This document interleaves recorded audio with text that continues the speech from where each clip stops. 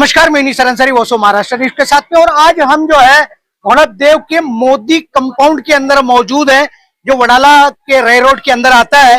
और जिस जगह में हम जानकारी मिली है कि रमजान के दूसरे रोजे पर यहाँ पर कुछ हथियारबंद लोग आए और उन्होंने यहाँ पर जो है दहशत निर्माण की, गाड़ियां तोड़ दी, लोगों के सिर फोड़ दिए। और जनता जो है कहीं ना कहीं 4 दिन से रमजान के महीने में दहशत के साये में अपनी जिंदगी गुजार रही है कि पता नहीं कब कौन तलवार लेकर के आ जाए और किसका गला काट करके चला जाए। पहले तो मैं आपसे जानना चाहूंगा कि क्या नाम है आपका? अशरफ। अशरफ भाई, ये जो मार लगी है, लगने की वजह क्या है? ये हुआ था केबिन के ऊपर हुआ था। किस चीज का केबिन? अंदर गली में केबिन है, मीटर के ऊपर। तो उससे सब पैसा लेते थे, बाबू नाम है उनका। तो 3-3 हजार सबसे लेते थे। तो वो बात पे लपड़ा उपड़ा मेरे अब्बा को गाली दे दिया, धक्का दे दिए थे। तो उसके बाद हुआ हाथापाई हो गई। तो मेरे बड़े अब्बा को ना किसी ने आगे पीछे से फाइट मार दिया, दांत टूट गया था। तो होने के बाद 7 बजे लफड़ा उपड़ा सब हुआ, थोड़ा बहुत तो खत्म हुआ। फिर उसकी माँ आई, बोले माफी फी जाती है, हो गया। फिर 1 बजे के टाइम ना उन लोग आए थे, सब बाहर के बुलाए थे, ये बुलाए थे। तो यहाँ पे मारे, तलवार लिए थे, रॉड लिए थे, सब लिए थे, तो उससे मारे।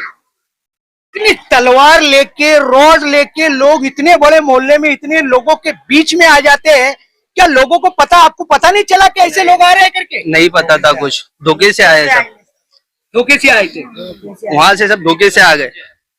महिलाएं हैं धोखे, आप बोल रहे हो कि धोखे से लोग अंदर आ गए। धोखे से रास्ते से आए होंगे, आसमान से। वो बाजू रहते, ये मेरा बच्चा आया जब से तो मार दिया, वो अकेला कोई भी नहीं था, सब घर में थे। ये 1:30 बजे की बात है कि मेरे बच्चे को मारा है तलवार में। गवाह मम्मू है, हिम्मो है, और हैदर है, फतेह है, और वो क्या नाम है, आजारू है, ताजू है। ये सब मिलके मारे मेरे बेटे को। मेरे को इंसान चाहिए पूरा। उसी साथ में आपा मैं आपसे जानना चाह रहा हूँ कि जिस तरीके से एक सोशल वर्क की तरह आप यहाँ पर काम करती हो, और ये इतनी बड़ी दुर्घटना मोहल्ले के अंदर घट गई, एक आदमी का सिर फूट गया, हो सकता है कि गर्दन भी कट गई होती, तो क्या लगता है कि यहाँ पर पुलिस ने उसके बारे में कोई कार्रवाई की है क्या? पुलिस ने आगे क्या कार्रवाई की है और क्या नहीं की है, वो तो उनका काम चल ही रहा है। अभी भी उन लोग कार्रवाई कर ही रहे हैं। लेकिन ये सब जो कुछ भी ये किया जा रहा है, ये हमारा एरिया डेवलप के लिए जा रहा है बिल्डिंग में। जिन लोगों ने, जो अदर कमेटी है, जो अपोजिशन, जो बोकस कमेटी है, जो हमारे एरिया में झूठी कमेटी एक बनी हुई है, वो कमेटी वालों ने एरिया में दहशत पैदा करने के लिए जो लोग इन लोग को कंसर्न नहीं दे रहे, जो लोग पेपर नहीं दे रहे हैं, उन लोग को अब उन लोग टारगेट बना के और उन लोग को ये एरिया में ये सब करके बाहर की पब्लिक को बुला के ये लोग दहशत पैदा करने की कोशिश कर रहे हैं एरिया में। नहीं, आप कह रहे हो कि एरिया का डेवलपमेंट हो रहा है, तो डेवलपमेंट तो बिल्डर करेगा, गुंडे तो करेंगे नहीं करेंगे। तो ये गुंडे किसकी वजह से आएंगे? ये कमेटी का जो चीफ प्रमोटर है ना, अनवर चित्तड़ मुकेरी, ये इसके थ्रू गुंडे लोग आए थे, क्योंकि वो उस बिल्डर के आदमी लोग पैसे और पावर के बलबूते पे उसने बाहर के लोगों को बुला के, गुंडों को बुला के पूरे एरिया में उसने दहशत पैदा करवाया है। तो ये दहशत पैदा करवाने के बाद क्या लगता है कि बिल्डर को कंसल्ट आप लोग दे देंगे डेवलपमेंट? नहीं, हम लोग को पहले भी भरोसा नहीं था, जिसकी वजह से 80% लोग कंसर्न दे रहे नहीं थे। और आगे अब ये सब हरकत होने के बाद तो हम लोग को पूरा भरोसा उठ चुका है कि हम आवाम, कोई भी एक भी बंदा जिन्होंने दिए और जिन्होंने नहीं दिए, हम लोग कोई भी देने वाले नहीं, उसको एक भी कंसर्न देने वाले नहीं। ये सब गुंडागर्दी करके, ये सब काम करवा के हम लोग गरीब लोग इधर पे रहते हैं, रोज खाना, रोज कुआं खोदना, रोज आप रोजी रोटी रोज कमाएंगे, रोज करेंगे, तभी हम कुछ कर सकते, खा सकते, जी सकते।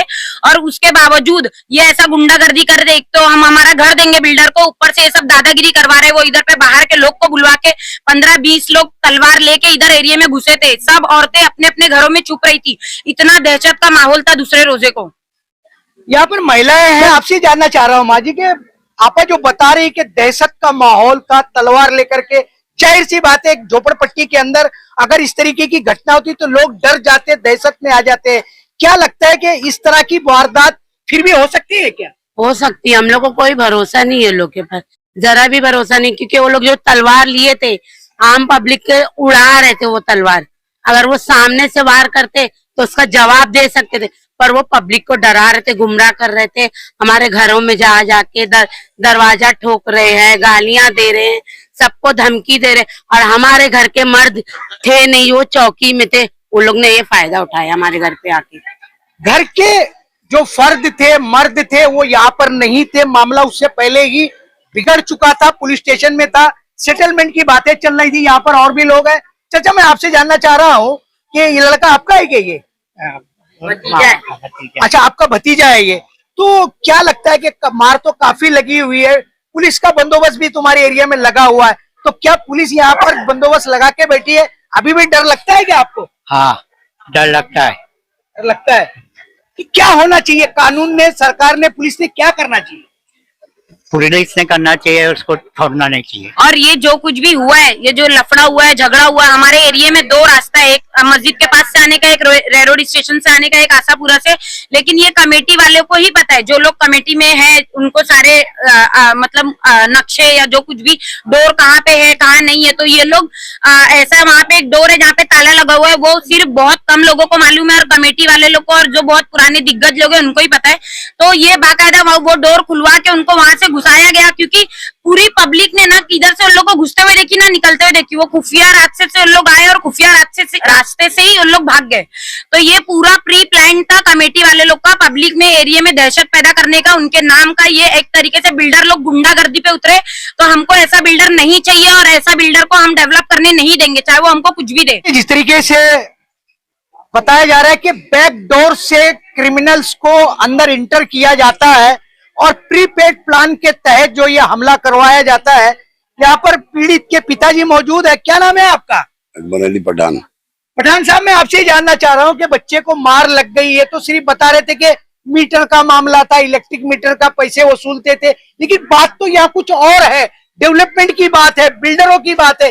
क्या लगता है कि ये बात सच है या वो बात सच है? देखो, वो बिल्डर का जो मसला है वो बाद में आया है। उनको जड़ मांगता था झगड़ा करने के लिए, ताकि अगर इस चीज से झगड़ा करेंगे तो वो चीज को आगे बढ़ाने को मिलेगा।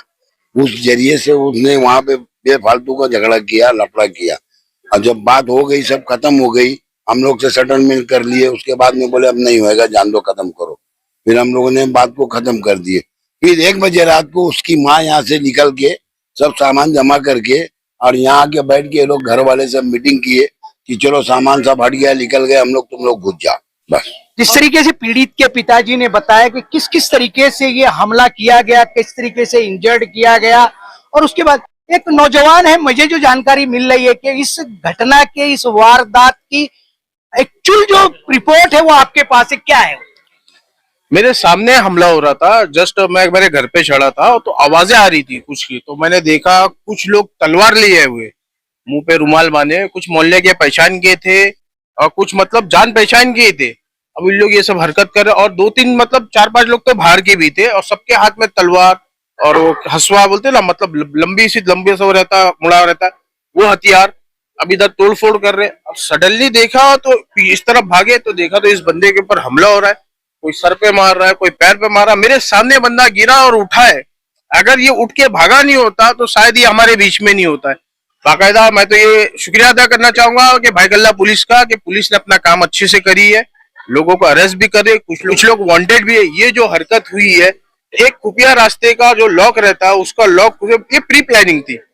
ये प्री प्लानिंग से घुसाया है किसी ने, और जिम्मेदार आदमी ने घुसाया है, जो अभी वो हिरासत में है, ठीक है, वो भी कमेटी का मेंबर है। मैं आपसे जानना चाह रहा हूं कि प्री प्लान करने वाला, धोखे से घुसाने वाला ऐसा आदमी, उसको ऐसी क्या लालच है? क्या वो बिल्डर का आदमी है?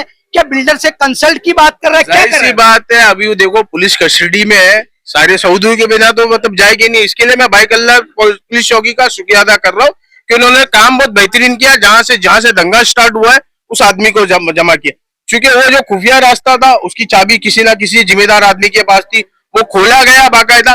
क्योंकि जब इन लोग इधर से भागे तो पीछे से हम लोग भी गए, तो देखे बोले पीछे से किसी ने बोला अरे वो लोग तोड़ के गए। तो बट मैंने देखा कुछ तोड़ने का निशान है, लॉक खुला हुआ है, ताला लगा हुआ है, और वो खुला हुआ है रास्ता पूरा, मतलब पहले से प्री प्लानिंग थी। तो ये जो हमला हुआ है ये लोगों को मैं दहशत दिखाने के लिए हुआ है, और ऐसे टाइम पे हमला हुआ है जहां पर मतलब छोकरे थे नहीं, जब पब्लिक जाती है सोने के टाइम, उस टाइम पे हमला हुआ है। ये तो गनीमत थी कि भाई अभी जिंदा है हमारे बीच में, क्योंकि जो हिसाब से इसके पर वार चाकू से, तलवार से, ये आप देख सकते हैं इसके हाथ पे निशान तलवार का है, इसके पैर में मतलब ऐसा वार है कि गोश्त दिख रहा था हिलते हुए, सर पे ऐसा वार है, मतलब अंधाधुंध वार, मतलब जान से मारना है।